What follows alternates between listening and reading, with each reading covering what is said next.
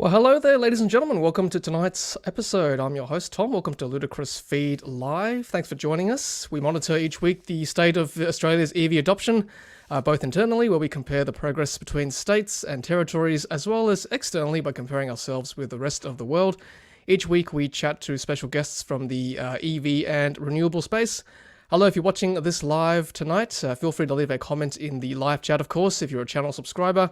Hello too if you're watching this on replay, thanks so much for making the effort. And also a special welcome to those watching or listening to us from podcast.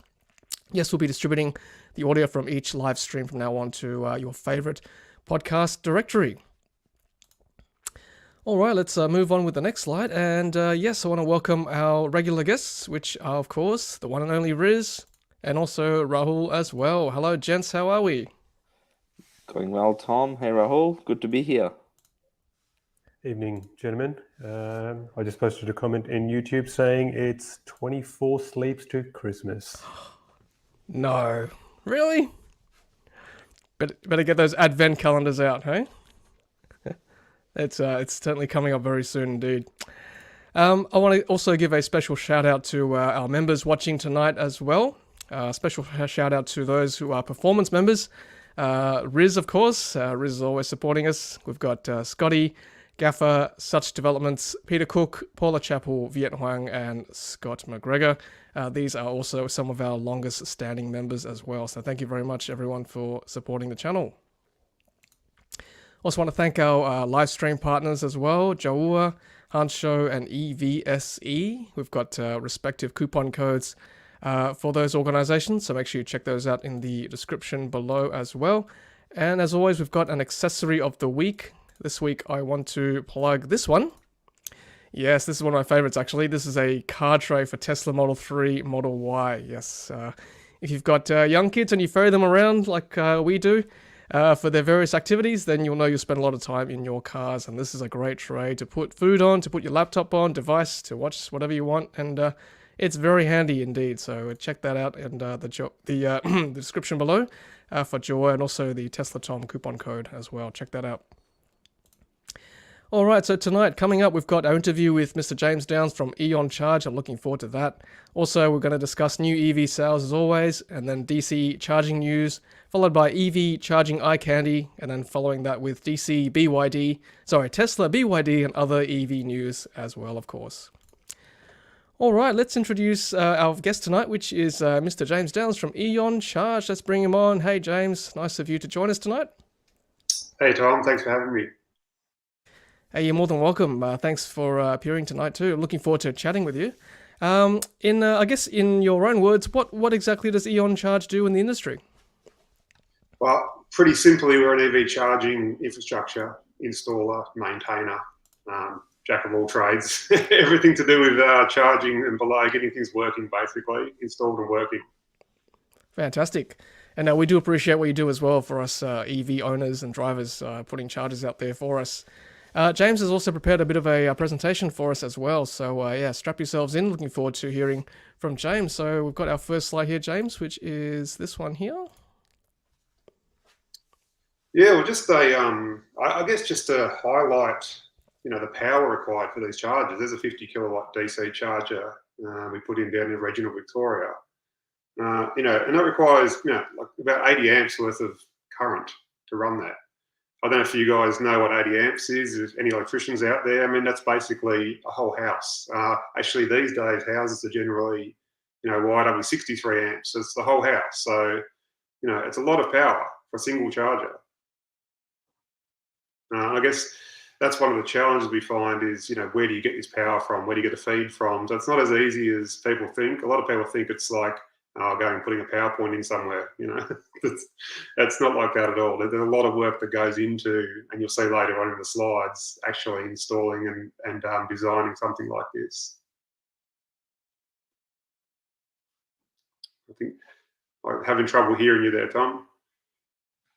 So I'm partly to blame for this because I'm always saying, yes, we need more chargers, we need stalls, right? But now you put it into perspective, yep, 80 amps is a lot of power for one stall. Yeah, no, exactly. That's right. And it's three-phase too, again, for the electricians out there. So, and for everyone else, it's basically, single phase is 1 wire, 3 phase is 3 wires. So you've got 3 times 80 amps running in there actually. So it's a lot of juice. But again, the benefit is you can charge your car in about half an hour on average. Typical for the charging speed. And again, it just goes up from there. So there's an installation which is an EV Network site down in Collingwood Library, hosted by the City of Yarra. But it's 160 amps there, so double the power. And when you go to this level, you also need to make a larger switchboard. You need to put in things called CT clamps, which is because the meters can't support the direct current. So a whole lot of other infrastructure basically you've got to put in behind the scenes to support that. And again, that's sort of 2 charges. Actually, if you walk around the streets of any capital city, you'll see the electricity pits in the ground. You probably walk over them all the time and don't really notice them. They're rated to about 160 amps usually. So one of those pits usually serves 2 properties or 2 50 kilowatt chargers. I mean, we're seeing EV, like the brand EV chargers here. Like, obviously, you're not dedicated to EV. You install all the various types of providers in Australia? Yeah, so we took the view early on that we were going to be agnostic in terms of hardware, software. So we're a solution provider, really. We just want to get the best product in the best place. So whether that's a residential apartment building or a public DC charging or a shopping centre. Okay, so let's say I'm a provider, like EV or ChargeFox or whoever it might be, and I approach someone like you, James, from EON Charge. What's the first engagement here? Do I just say to you, look, I want to install something in central Melbourne or wherever it might be, central Sydney. What's the next step from there? Yeah, look, I'll keep it generic because all the different customers have different ways of approaching things. So, but I mean, the general principle is the first thing you've got to do is do a site assessment. So you say, number one, do I have power? If I don't have power, I've got to go and get that. And that's a long, lengthy process, as you'll see a bit later on. Is there adequate car parking? Is there adequate amenities nearby? What's sort of usage going to be? So if I'm a public charging network provider, I'm going to look at, how many people are going to use it? Is it going to be used 24 hours a day? What's my return going to be? Is it going to be a 3, 5, 10-year return period? That sort of thing. Which is completely different to, say, an apartment complex. You just say, we've got all these residents who want charging, we just need a solution for them. Now, is that putting, 2 chargers in the visitor spots and they, pay as they go sort of thing? Or is that wiring the whole building to support everyone having their own charger, which we actually have a customer doing that at the moment, which is pretty amazing. Okay, so you're really more, not just an installer, but really a consultancy firm as such. You're actually providing end-to-end solutions for, EV chargers, not just the simple installer. Yeah, I mean, to be honest, 90% of our time is spent in the consulting and planning stages. The installations, it's not that it's straightforward, but it's probably the easiest part out of all of it, to be honest. Yep. And not just DC, right? You do AC as well, as you said, with apartment buildings too? Yeah, AC, DC, yeah. The only thing we don't do is single dwelling residential. We steer clear of that market on purpose. I think there's a lot of people doing that and doing it probably better than we can do it. So we'll stick to our lane. Yep. Okay. Well, we'll move on to apartments maybe a bit later, but we'll keep going with your slides for now. And if anybody has any questions from the live chat, please feel free to put them on the chat. We'll get James to answer them for us. So. The next slide is, some examples of charge ports from different electric vehicles. Yeah, I put this one up because I think, being in the industry, and as we all are EV enthusiasts, sometimes you forget people who might be new, don't know all these different plug types and, haven't been through even the Type 1, wouldn't even know what a Type 1 plug is. So, and that's actually, they're pretty lucky in that regard.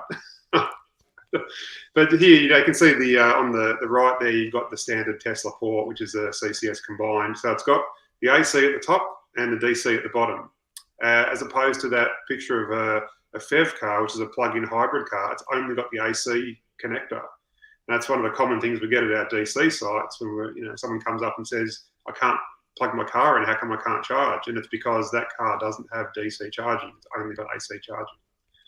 And that's a surprise to a lot of people. So that's something that needs to change, I think, in the industry at sale time. You need to explain that to people, that they can't use all the DC fast charging. Sure, they can use all the AC charges at shopping centres, that's great, and at home. So it's not like you can't charge, but there are some limitations.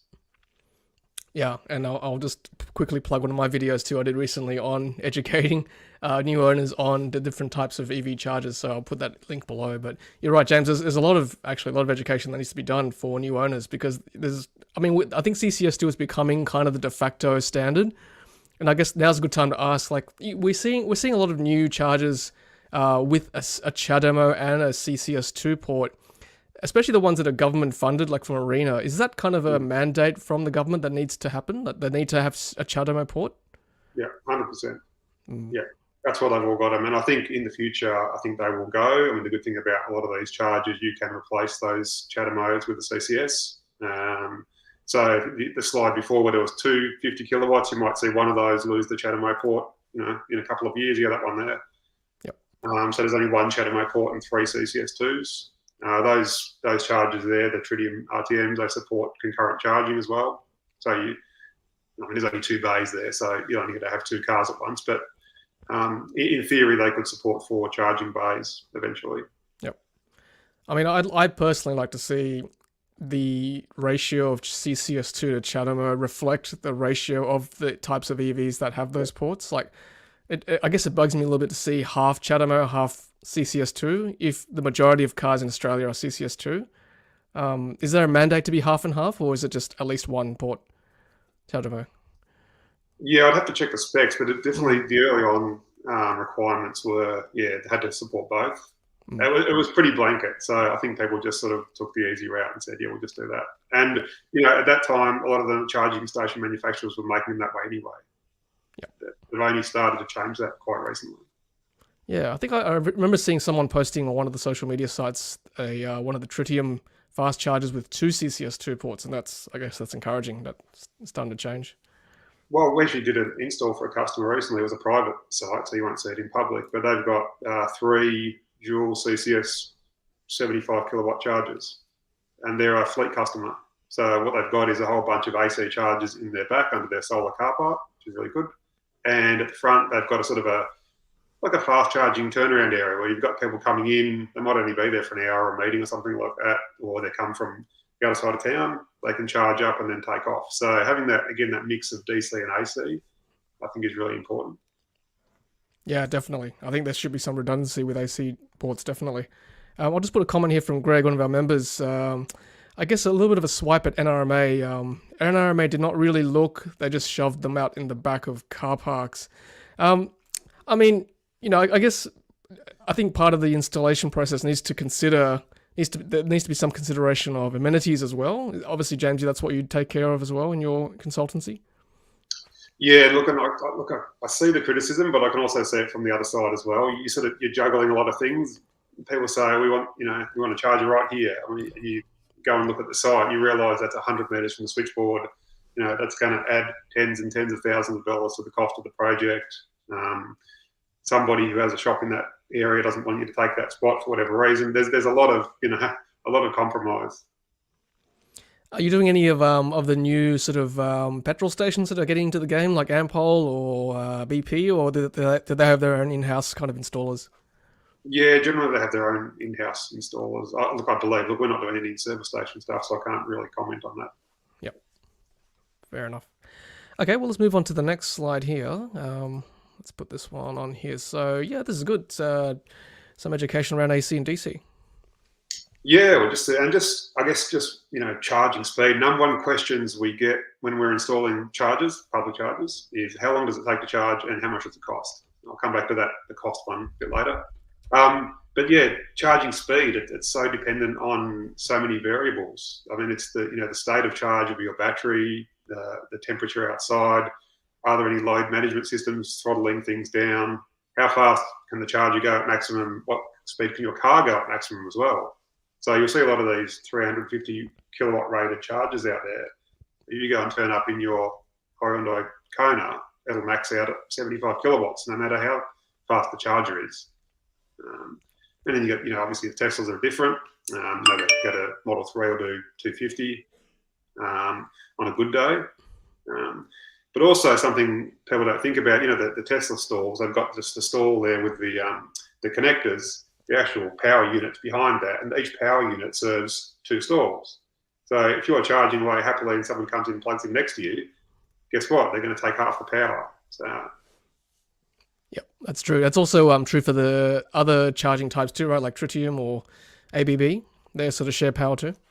yeah, they're all shared power, exactly. Yeah. I mean, a lot of those are sort of done, like the other one we had before. There's a charge with 2 plugs, but it's only on one parking bay, so that's what takes that problem away. Yep. But yeah, that's a tip if you're at a Tesla store and there's empty bays, get one, by yourself.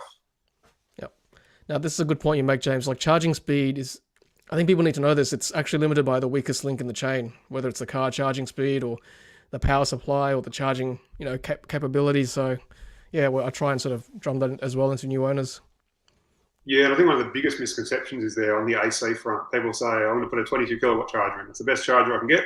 And guess what? 90% of the cars out there will charge a single phase 7 kilowatt. So, yeah, it's a brave new world for EVs, definitely, in terms of terminology.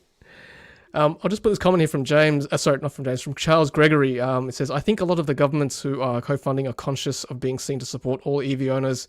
The cheapest EVs are CHAdeMO. Excluding the cheapest EVs would be a bad look politically. So, yeah, that's a good point from Charles, for sure. Yeah, and I completely agree with that point. We don't exclude anybody. So CHAdeMO's got to be around. I think, like to your point though, Tom, it doesn't need to be, 50%. Yep. James, I don't know whether you can tell us this or not, but like, I guess one of the benefits of the Tesla superchargers is that they've got idle fees, so you don't see EVs camping there all day to go to the opera or go to the movies or whatever, leaving your vehicle there sort of plugged in. I mean, do you know if there's any scope to start putting in idle fees for the other providers? I wouldn't know, and I can't really say on their behalf, but I know that the technology supports it. That's what I can say. Yeah. Oh, that's good to know. Okay. Yeah. So maybe we should be lobbying the providers to do that, to try and be more equitable for all cars. Do you find that's a problem? I don't really come across that issue. Yeah, it does happen a little bit in inner Sydney. I've seen that around. Like, when I test drive a non-Tesla, I think I'll go and try one out. But see sort of a car that's been parked there for a while, especially at night when they think, I can sort of hold the spot and go shopping or go for dinner, spend hours there. I think again that's sort of down to education. I think personally, a bit of etiquette too. Don't know. Maybe idle fees will help. What do you guys think? I think they would. I heard a story about someone yesterday at a free BP charger at the moment in Melbourne. Someone was sitting there. There were 2 other cars waiting, and when the next driver knocked on his window asking, well, you're nearly charged, what's happening? The guy said, I'm calibrating my battery. And he was going to sit there for another half an hour calibrating his battery. Now, I don't understand, if it was anywhere else, you would logically want to move because there's other people waiting to charge. So I think those idle fees will be beneficial. It'll only be a matter of time before, we've got so many more EVs this year compared to last year. So something needs to give, I guess. Yeah, I think with idle fees, it's probably helped with the long-term education of, I guess, charger etiquette. I think one of the things that I found with the Collingwood Library chargers there by EV is when I finished charging or when the car's reached a certain point in charging, the plug is actually able to be unplugged from my car without me actually having to remotely or unlock it. And I think that might help in the future as well. Even if people are gone, I guess there should at least be a number that people could call, or if the charging's finished, the plug is unlocked, so somebody else can then use that plug, which I've found with some of the other charging providers is not the case. The charge port or the charging, is locked until the owner actually unlocks it. Yeah, if I can recommend everyone download the PlugShare app. That's kind of like the de facto messaging service we have for each other. You can sort of message the owner if they've checked in, then ask them how long will you be, or something like that. Just it's hard. I think the idle fees are probably the way to go, just to prevent this happening, because you can't expect that kind of level of courtesy, I think, long term as more and more EVs come onto the market. Anyway, that's just my 2 cents. And I'm seeing a lot of agreement here in the chat as well. People saying yes, they don't like it when you have an EV park in a spot for a long time. So yeah, I think that if you don't agree with me, leave a comment in the chat. But I think idle fees are probably the way to go. And I should just quickly add, Tom, as well, to not use EV charging spots as parking spots. I believe, Riz, you probably know this, but Victoria and Queensland have introduced fines for parking in EV parking spots without using the charger. Is that correct? There's some discussion happening at the moment. I don't think it's statewide just yet, but some councils are taking things into their own hands. I mean, it's not an issue where I live because we don't have any chargers, but but some of the inner city councils are taking things into their own hands. So yeah, we may see more of them, more EVs getting pinged for not moving when they should be.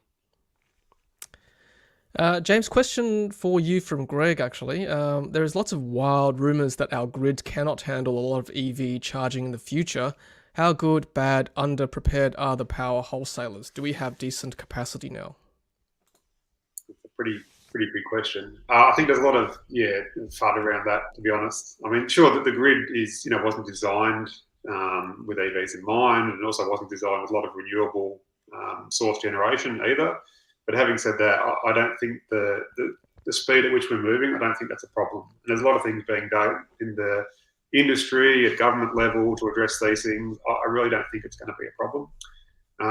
I think the only thing that is an issue is everyone plugging in at 6 p.m. at night, and that has to change. People need to be incentivized with whatever the method is available, whether it's cost or whatever else. To charge, during the day when it's more renewable, that sort of thing. And there's some people working on some of that stuff. Some of your guests a couple of weeks ago, doing things like the app where you can tie it to your solar and that sort of stuff. I think that's really going to change. Yeah, I was just going to mention Jay from Charge HQ, who did sort of mention that long term that could be a solution using AI to sort of monitor all of our charging overnight. Yep, good point. I might put this next slide on, James, of yours. Yeah, that's just one I took of out of our back-end system, looking at a typical charge curve. So I don't know if that's interest to people or not. I mean, it's something I look at sort of on a daily basis. But so this is the power going into your car on a typical charge session. Now, I don't know what they started at in terms of state of charge there. So this is kilowatts being delivered to the car. So you can see there, now this car actually sort of went down for a little bit. I don't know what happened there, but you can sort of see it slowly ramped up to its peak. And then it just sort of gradually tapered off. And then that last, 10% was just sort of trickling through. So this sort of ties into to what we're seeing. And the average charging speed on a DC public charger is about 35 minutes on average. And you can sort of see that there about halfway down that downward slope is sort of when things sort of taper off. And, people either think, well, that's enough and I can move on. Or they just had enough as well. They've done whatever they had to do at the charger and they're moving on. Yeah, and obviously different manufacturers have different charge curves as well. Like, for example, the 800-volt batteries, they hold their speed pretty constantly. As we know, the other cars, they sort of dip off after 80% or so. Again, that's sort of a bit of education, I guess, for new owners too, that you don't have to sit there if you don't need to up to 100%. You'd actually your time is better spent going to 80, 85, and then driving on to the next one. Yeah, 100%. Yeah. Do you know do you have data on what kind of car this was or not really? No, I don't. I should just grab that quickly. I didn't actually look. But it's interesting it's got that dip at the bottom at the start. Sorry. Yeah, and I guess that's going to be an issue too. I think I saw someone mention in the chat that we don't all have home charging, especially now we've got sort of high density living in our inner city areas in Melbourne and Sydney and Brisbane. That may become an issue with LFP batteries that need to go to 100% fairly regularly. People sit there and calibrate the battery, so to speak. Yeah, potentially. I mean, that's where things like the curb charge, or just putting a couple of AC chargers in an apartment building, which is not complex. People say apartments are complex. I mean, they're more challenging with single dwelling, but it's not. Putting a couple of chargers in is not that complicated in most cases. Yep. Trying to wire a whole building, yes, that's complicated. Yeah. can imagine. Yeah. Here's a question from Peter. Why does the power throughput drop so quickly on fast chargers? They only sit at 150 kilowatts for a very small percentage of the charge. Yeah, well, that's a good question. That's sort of what this slide's, illustrating, and then the one previously as well. So the charger might be rated for that, and that's the maximum it'll ever do. But it really depends on all those other conditions, like your battery state of charge, the environmental temperature, load sharing. I mean, some of those things are actually throttled, so they might only run at 120, even though they're rated at 150. So you'll never get more. And also the way that your car accepts the charge, whatever the charging profile of your car is. No, good answer, James. Now, Peter's got a good point, which, obviously we all wouldn't subscribe to if we lived in a world that was perfect for us EV owners. If every space at CBD parking lots, workplaces, park and ride lots all had load managed ports, it'd give renters and apartment dwellers permission to buy that EV with certainty of charging opportunities. Yeah, I think there's a lot of opportunity there for that sort of development. All right, let's move on to your next slide there, James, which is, this is a good one. I like this pie chart here. Yeah, so just installation time. So, I mean, I can't actually read there, but I know most of it's in the planning and at the moment, it's hardware procurement. Now, that hopefully might change in the future.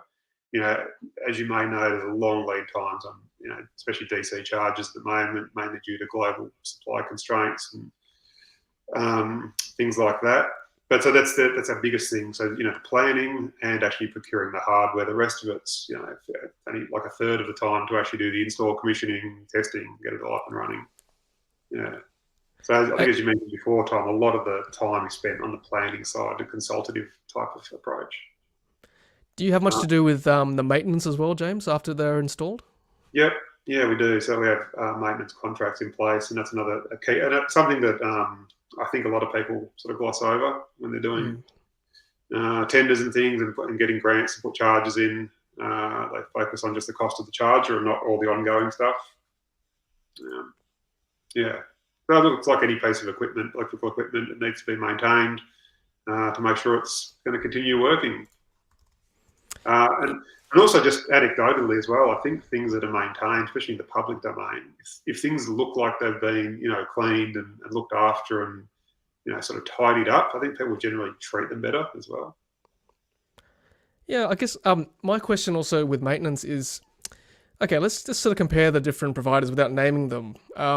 Do they all own the chargers? Like, what's the business model with some of the big players there? Are they whose responsibility is it to maintain them, for example, if they're not working? Yeah, well, that really comes down to the ownership. Like I said, so some of the charge point operators own the hardware. They actually own the chargers. Other charge point operators don't own it. They just provide the access and and the billing side of it. And then the site host owns the infrastructure. So it's a bit of a mixed bag. Okay, so but ultimately, I guess, so if there's an issue, then obviously some of them it falls under your jurisdiction as well, where you've got to go out there and have a look at them, too. Yeah, that's right. So we're more of a background provider there. So if someone says there's a problem with the charger, they might call us to go and have a look at that issue, resolve it on their behalf. Yep. Yeah, I think if they're government funded, personally, I think they really should be maintained. If they're using public money, that's just my opinion. So hopefully we'll see them, because we've had some issues obviously with the tritium chargers lately, and as you said, it's probably a global supply issue, getting parts out of our control, unfortunately. Yeah, I mean, look, that's definitely playing into it as well, and it's also new technology. There's some teething problems. I mean, definitely saw the difference between 12 months ago and now. That there's a lot less issues. Here's a question from Greg as well. Are 350 kilowatt chargers just marketing hype now? Do you think it would be better putting in 2 times 150 kilowatt chargers instead? Oh, it's a loaded question, that one. Me personally, yes. People would disagree with me, but I think 150 is sort of the sweet spot to cover, the most number of cars. Get them back on the road as quickly as possible and service most of the population. I think 150 is, adequate. I mean, especially when you're stopping, you're going to stop on a highway, you're going to stop for 15, 20 minutes regardless. I mean, you're either going to stop for 2 minutes and get out of there, or you're going to stop for at least 15 and 20. So you actually don't need it to be like a 5-minute charge, really. And that's just my opinion. Yep. I guess that sort of plays into what amenities are available as well. Like, I'm happy to stop with the family for 20 to 30 minutes if there's a nice place to sit or somewhere to eat. But if I'm somewhere that's not that great, then I kind of don't want to be there too long. So it's kind of a catch-22 with the initial install process, I think. Yeah, it is. But I actually did this. I timed it a couple of times. Even just going up to the Hume, and if you stop at one of the large sites, by the time you've like gone to the toilet to stretch your legs and maybe get a coffee, like 20 minutes is gone without even trying. Yeah, that's very true. Yeah, that's certainly a message I try to hammer home to people on the fence or looking to buy an EV. Now let's move on to your next slide there, James, which is this one here. Yeah, so I put that one up just as an idea, exactly what you're talking about. It's placement of chargers. It's really critical. I mean, there needs to be something around you to do. I mean, especially on the 50 kilowatt chargers, you're going to be there for probably half an hour, maybe 40 minutes. Having something nearby, whether it's a fast food outlet, a shopping mall. You had a comment the other week about someone going to the gym. I don't know how they can go to the gym that quickly, but it'd take me that long to get changed. I don't spend too long exercising. Yeah.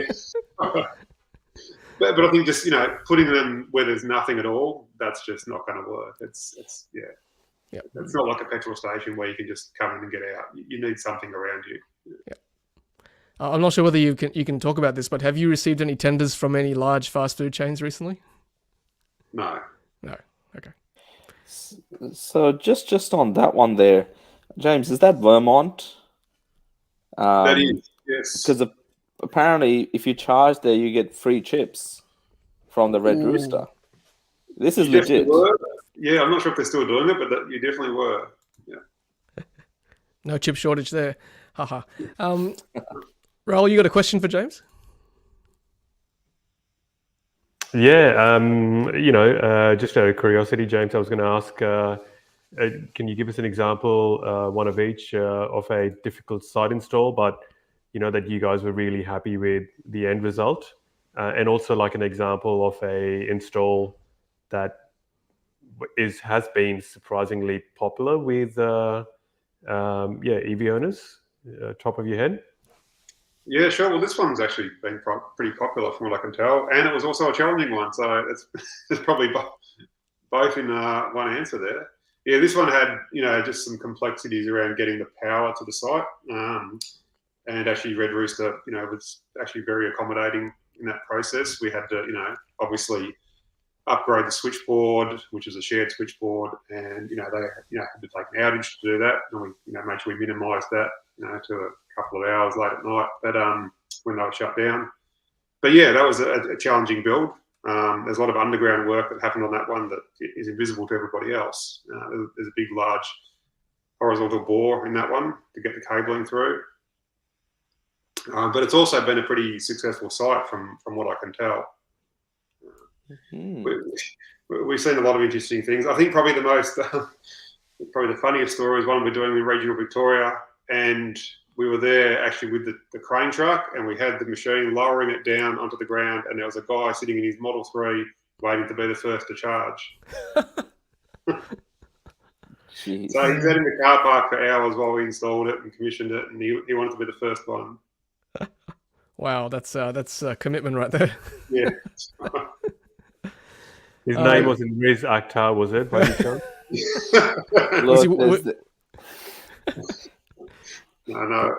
I would do those things. I've waited outside Tesla in Mulgrave waiting for first delivery of Model Ys for hours, and then as soon as it's done, I'm there. So James, it's funny because James has opened a couple of sites here in Victoria, and I've been one of the first people.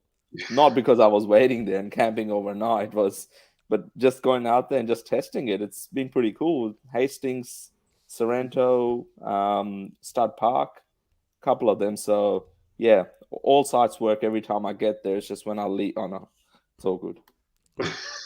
Yeah, that was pretty funny. We did the Hastings one, and the next day you're sending me photos in your Genesis, I was thinking, where did you get the Genesis from so quickly?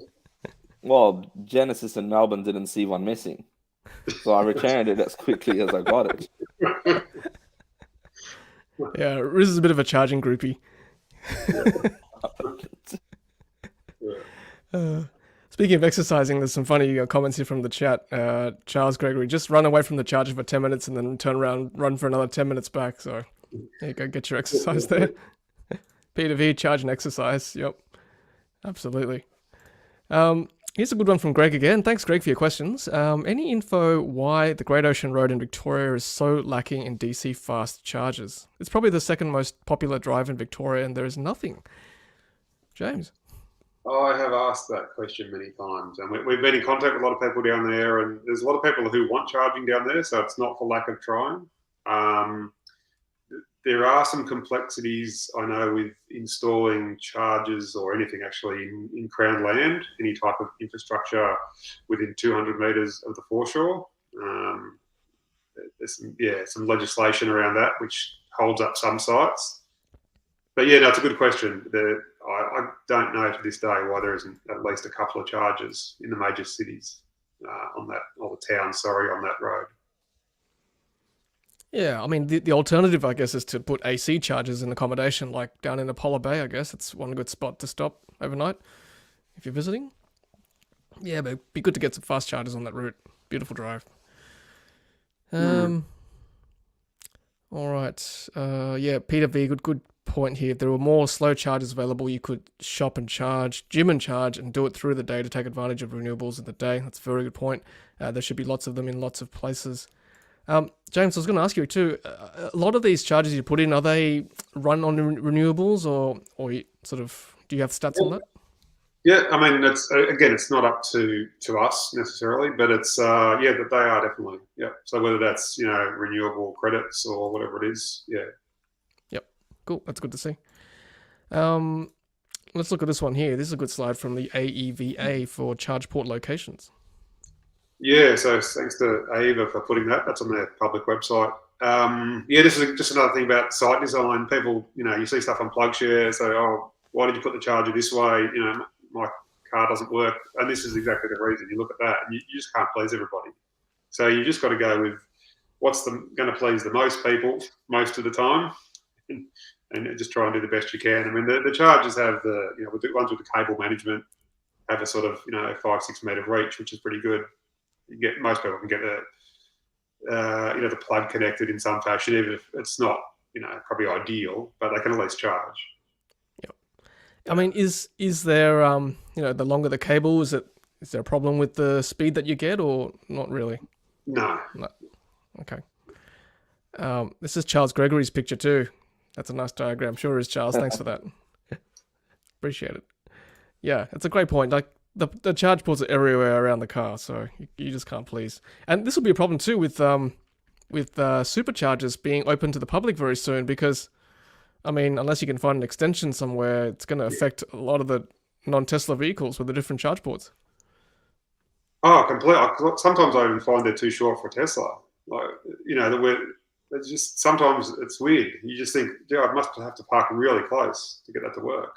Yeah, so if you're going to try and pull up in a Kona or something, or ID4 when they come out, whatever. Yeah, 100%. Yeah. I've read comment. Sorry, James, go on. No, I was going to say thanks to Charles for the photo. Yeah, I've read comments too, actually, on cars that are slower. Like, some manufacturers have got a top speed of 80 kilowatts, for example, 100 kilowatts versus like an Ioniq, which can go up to 220, 230. Even the EV6s do that. I guess, is it fair for one of those slower cars to take up a fast charging spot? I mean, I guess it's hard to mandate, this vehicle must go to this charger. You can't really do anything about that, can you? Yeah, not really. I think that's just, just have more chargers, the idle fees like you talked about before, that sort of stuff. Yep, more chargers. That is the absolute key. Oh, thanks, Ray, for joining as a new member today. Appreciate that. Thank you very much. Yes, so Dinosaur King 88, is there now a bigger push to install more than one charger per site? I mean, what are you seeing, James? Are you seeing providers wanting to put more than one now, or is it still varied? Oh, no, definitely. Yeah, and I think a couple of weeks ago you had the New South Wales government on there talking about, the grants, and they were mandating, I think it was 4, wasn't it? Yep, 4. The site minimum. Yeah. Yep. Yeah. Yeah, and all the charge point operators definitely want to have more than one there for lots of reasons. I mean, they can service more customers. It's redundancy built in. It's just better for everybody. Yep. James, just on that point, with some of the sites that are going in with 1 or 2 charges at the moment, what will happen in the future to these sites? I mean, do you feel there is expansion built in, or would it mean more sites to be created, or update the charging hardware where it can allow for more cars to be charged at the same time? Yeah, look, it really depends on what the power is at the site. A lot of those, single charges you're seeing through regional Victoria, they would probably just have to have another charger in maybe a similar location to service a different part of the town. Yeah, it's a lot of those sites are maxed out, basically. Yeah. Yep. All right, local question for you, James, from Ray, our new member. Ask James, what about the site at the new Servo Hungries at Bacchus March in Victoria, the freeway, as it has the cabling underground in place already? I'm not sure of that one, so we're not involved in that site. Yep. And Rahul's got a question as well about consultation for the federal EV strategy, Rahul? Yeah, just checking whether EON Charge was part of that consultation or contributed to that EV strategy. No, we're not part of that. I've got a question actually about apartment installations, because I know a lot of our viewers live in apartments and are very interested in that process. You've obviously done some apartment installations, James? Yeah, done quite a few. Look, they're all different. Don't get me wrong. There's no cookie cutter approach there. But again, it's that consultation piece. What are they trying to achieve? We ask those questions first, and then we try and come up with a solution. We had a guest on a few months ago, which I think they installed 30 in their place in Victoria. I mean, what's your record, James? Well, it's not there yet. The one we're working on's got 100 car parks. Wow. And they're cabling the whole building. Ooh. Now, granted, they're not putting all the charges in from day one, but they are future-proofing the building. Okay. So they're very forward-thinking. So it's kind of like the last mile model is again, right, for the owner? Yeah, that's right. So what this project is upgrade the building. So they've got a dedicated power supply, dedicated distribution board for the EV charging. All the sort of backbone cabling's done, all the comms, Ethernet's done, load management systems in place, and then it's just up to the owner to say when they get an EV, just to that last mile, connection. Yep. Cool. All right. Well, let's see what else you've got. One more slide here from you. We've done that one, have we? No, not yet. So, yep, this is the DC charger installation cost pie chart. Oh yeah, just to sort of break down that the bulk of the cost there is, if people are interested, is the hardware and the civil works. And that's so it's all the heavy lifting type stuff is where all the cost goes in. That's what these things are not cheap. That's why they don't just pop up everywhere, and they have to have a lot of planning and make sure it's going to be worthwhile, so the charge point operators get a return on their investment.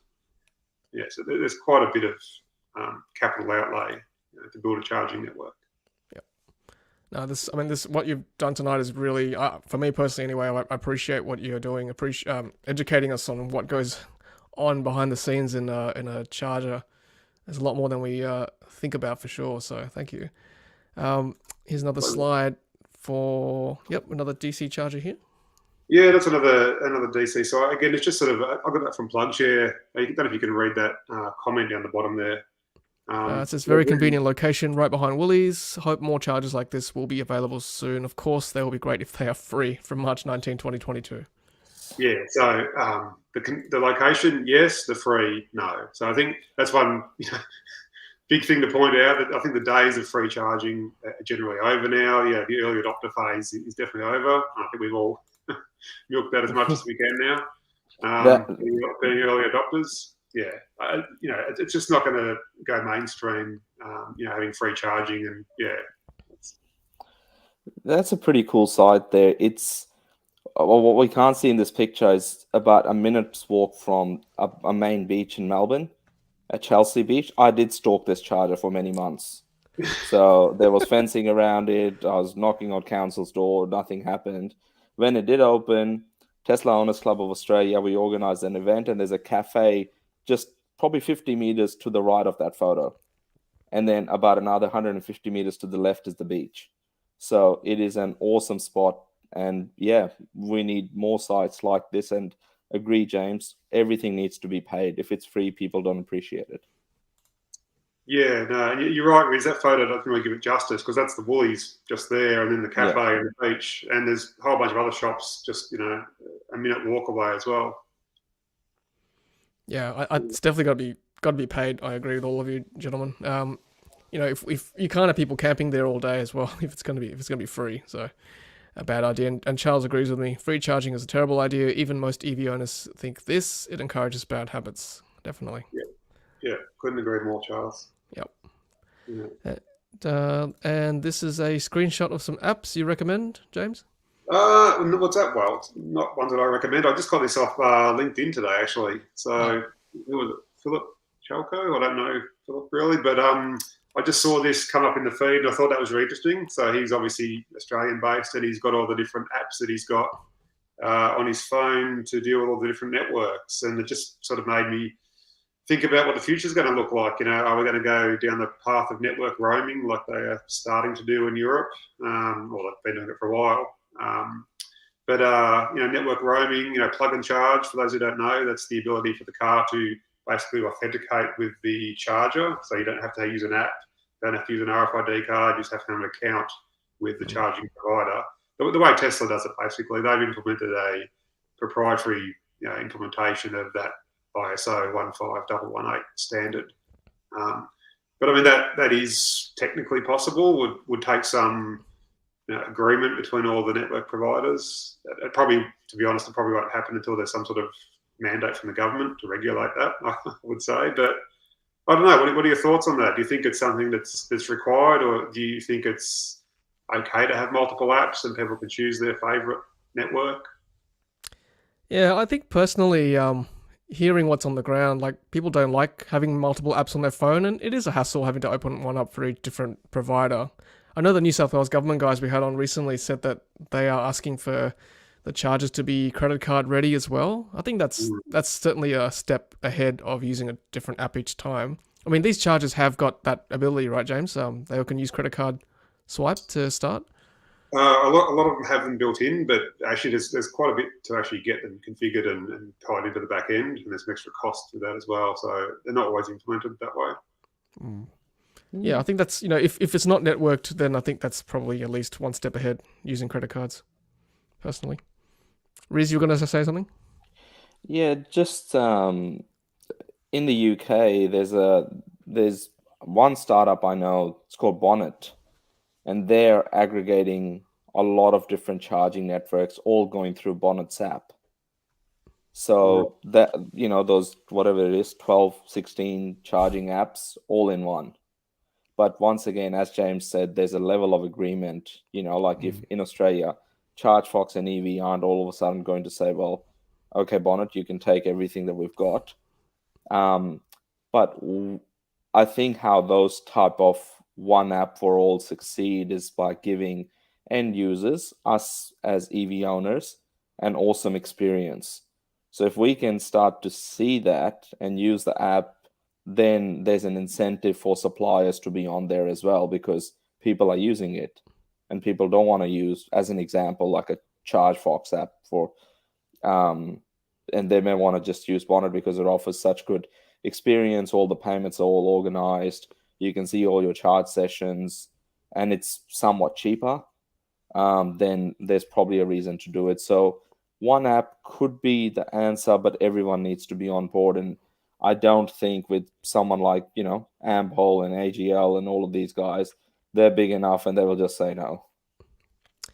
Yeah, another option could be to add the charging card to your Apple Wallet or Google Wallet, whatever it is. At least that's sort of tethered to your phone. But as Riz said, like some sort of awesome experience, whether it be maybe loyalty points, like if a third-party app is using, you can use that for all these different types of apps. I don't know, free food at the amenities nearby, something like that. So something to incentivize people to use that third-party app. I've heard the new Twitter app is going to have everything in it. So it's the Tesla app, as well as charging app, as well as payments, as well as Uber, all in one. It's the Times Square in one. Not Apple though, right? No, not Apple though, but apparently that's been resolved today. Oh. So basically, if the Twitter app will be running the iOS ecosystem from now on. So yeah, we'll look forward to using it when it's launched officially. And how much does it cost?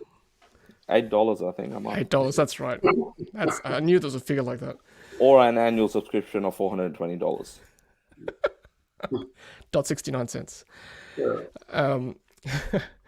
Well, James, thank you very much for your insights tonight. If you're happy to stay on for the rest of the show, we'll go through some more slides we've got to keep going with. So if you've got comments and questions for James, please put them in the live chat there if you're watching live, and we'll put them up for you as we go. Okay, so we've got some new EV sales data from Riz from Carloop as always. Riz, take it away with this one. Cool. Fresh off the Carloop press, this one. November's just ended, and they've added about 500 new Teslas to New South Wales Tesla fleet. So 500 new customers, or somewhere around there. And the passenger EV uptake is nearly at 20,000 EVs now. So by the end of 2022, we will exceed 20,000 EVs in the state of New South Wales, which is, and as we can see, nearly 14,000 of them will be Teslas. So a big achievement. Yeah, and obviously Tesla at this stage of the game is still driving force behind the EV adoption in New South Wales. You can sort of see it in this chart as well. Side by side, right? Like as where you've got the big bumps in Teslas being delivered, that's the big bumps in the EV uptake in New South Wales as well. So yeah, very, very good to see. Nearly 20,000 EVs, New South Wales leading every single state and territory when it comes to passenger EV uptake. Yep, and it certainly is a payoff for the New South Wales government's EV policy that we've been discussing, obviously, over the last year. So, well done, New South Wales. Let's talk about used EV sales now, and Riz has got a slide for the BYD Atto 3. Yeah, it's this one's a very complex chart with 4 BYD Atto 3s. They haven't been out for too long. Maybe we'll see more on the used market, but there's about 3 or 4 of them up for sale, and the used prices for one of them was like nearly $62,000. Whoa! That price came down by $5,000 in 2 weeks, and that's sitting at about $57,000 at the moment. That one's sitting in Perth. So, yeah, very very cool to finally be able to start tracking these now. And hopefully, as more of them make it to our roads, we'll see them get onto the used market and with lower markups than they have been with the current ads. Yeah, we'll certainly keep track of the BYD Atto 3 listings. We'll see whether they mirror what's been happening with Model 3 and Ys in the last few months.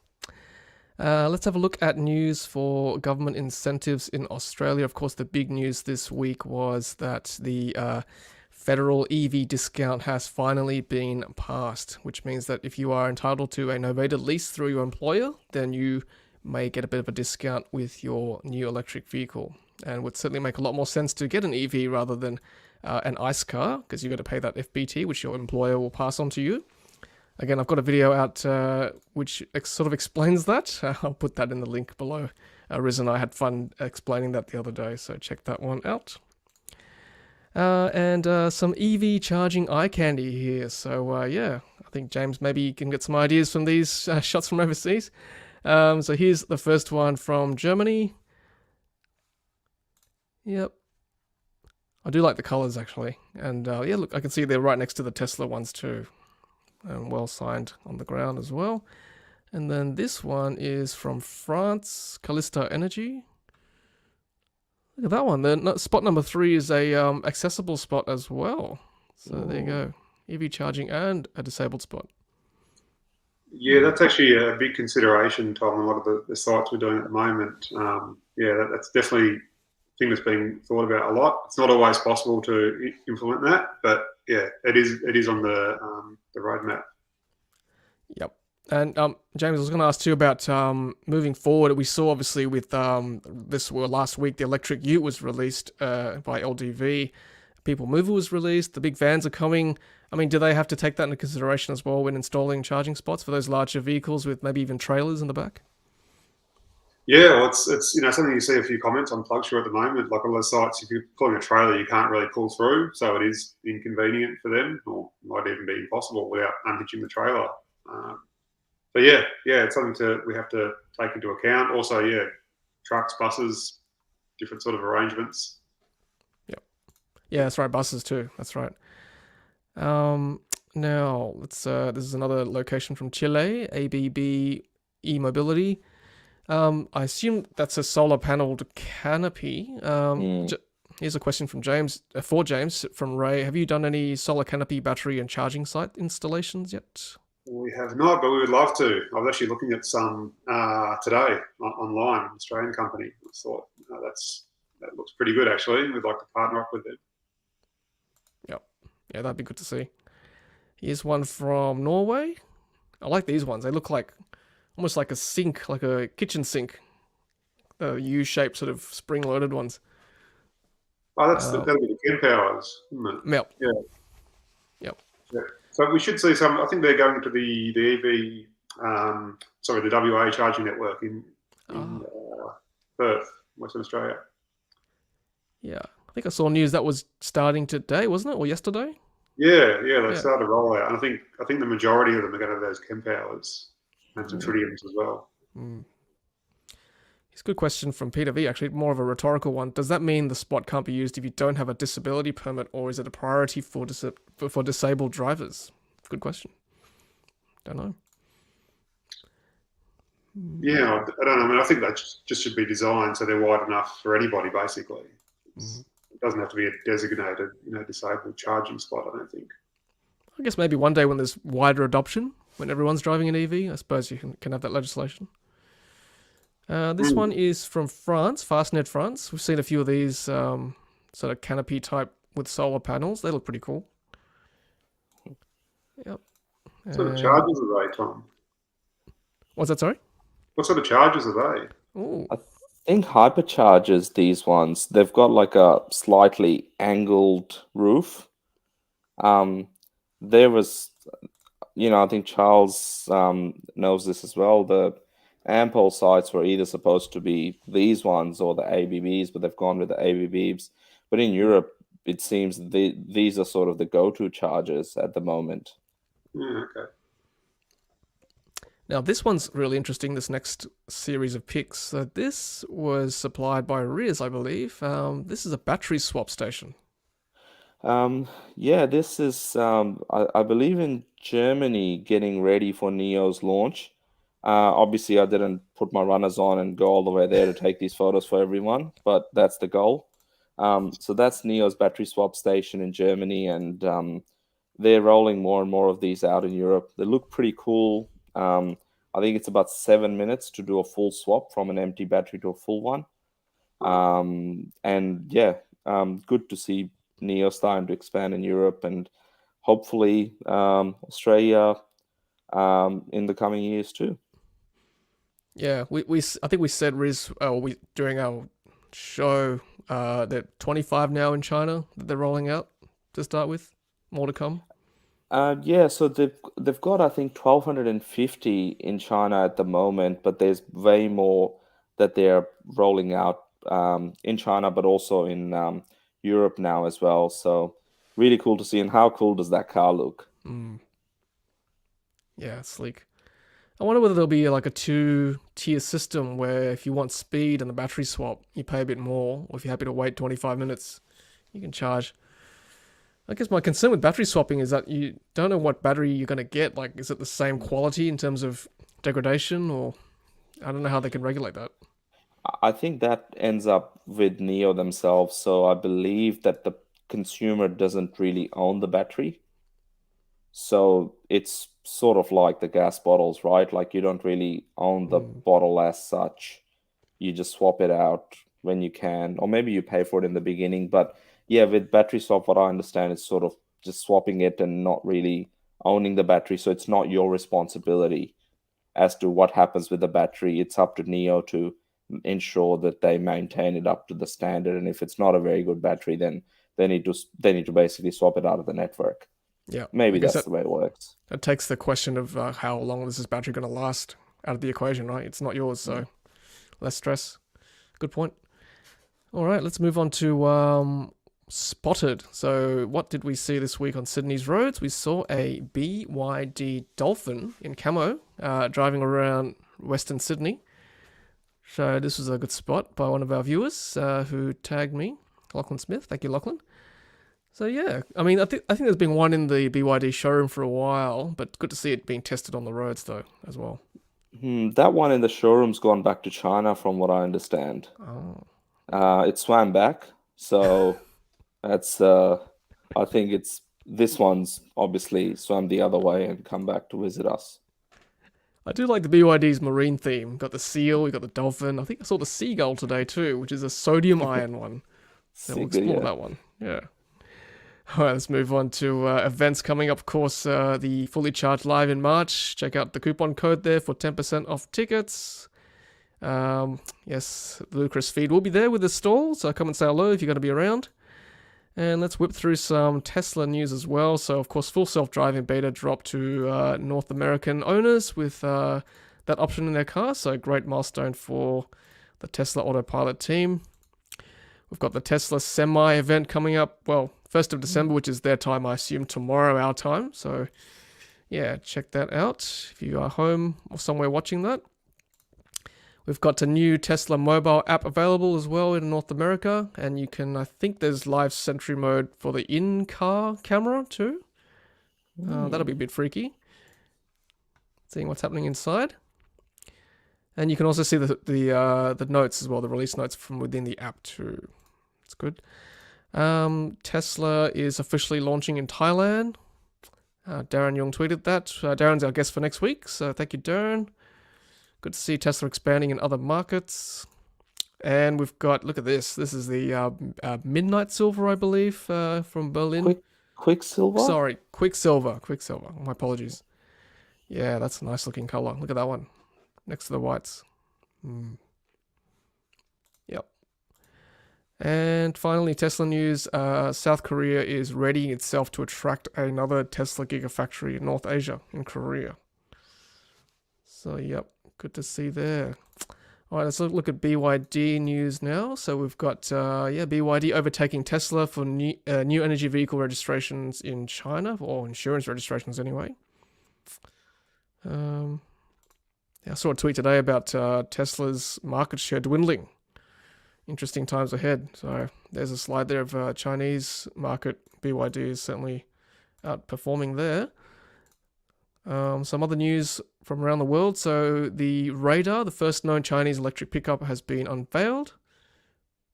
That's a good range there, 400 to 600 kilometers of range. Again, if you're watching Radar, Geely Motors, we'd like to have a look at one of those, please. Thank you. And C Electric was showcased at the New Zealand Trucking Industry Show. I do like the C Electric trucks. They look quite nice. This is not strictly EV news, but digital parking signs spotted in Surrey Hills. This could potentially have implications for EV charging, maybe, if you've got an EV charger at one of these spots. I think there's some real cool stuff happening. Even in Melbourne, earlier this week, I saw, where you're about to cross the road with pedestrian crossings, and they've got these little yellow spots sort of on the ground. I saw them illuminate. So they've got them like when you're supposed to stop, they're sort of illuminating red and yellow, and then when you're supposed to go, they I think illuminate green. So there's some cool future city stuff happening. With this particular sign, reminds me of tritium screens. What can potentially happen to them.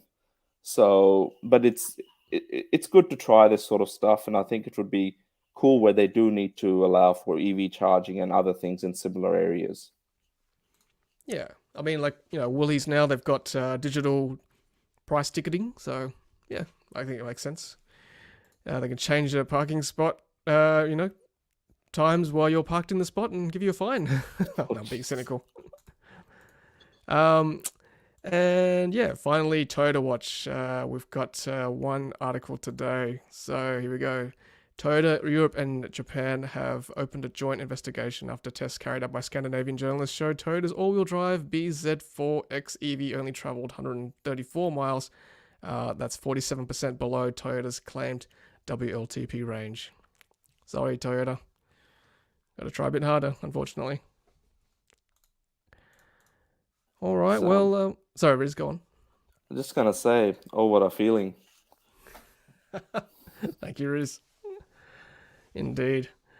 All right, well, that might be it for tonight, everyone. James, thank you so much again for your time tonight. Really appreciate it. My pleasure, Tom. Thanks for having me on. Yeah, again, a lot of insights from what you've presented, so I really appreciate that. I learned a lot about DC charging installation and what goes on behind the scenes. Yeah, we'll let you know when the next site's up and running, and Riz will be down there in a dolphin or a seal or something.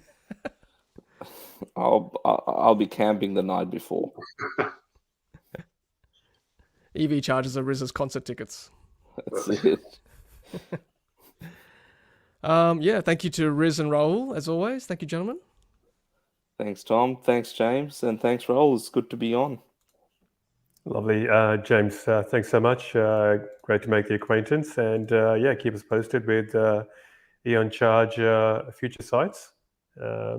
Thanks for coming on today. Yeah, we'll do, Rahul. Nice to meet you as well. Riz, pleasure as always. And coming up next week is our final live stream for 2022, or final official live stream anyway. Thursday, 8th of December, State of EV Adoption in Singapore with our guest Darren Yung, my good friend and YouTuber. Will be giving us some insights on adoption in Singapore. Lots of lessons to learn as well from that country. And once again, thank you to our live stream partners, Joa, Hansho, and EVA Seed. Go check out those coupon codes in the description below. And yeah, that's it for tonight, everyone. Thank you to all the comments and questions in the live stream chat. Really appreciate that. If you're watching on replay, thank you so much for watching this far. Make sure you leave a comment as well. And thank you for listening to us on podcast as well.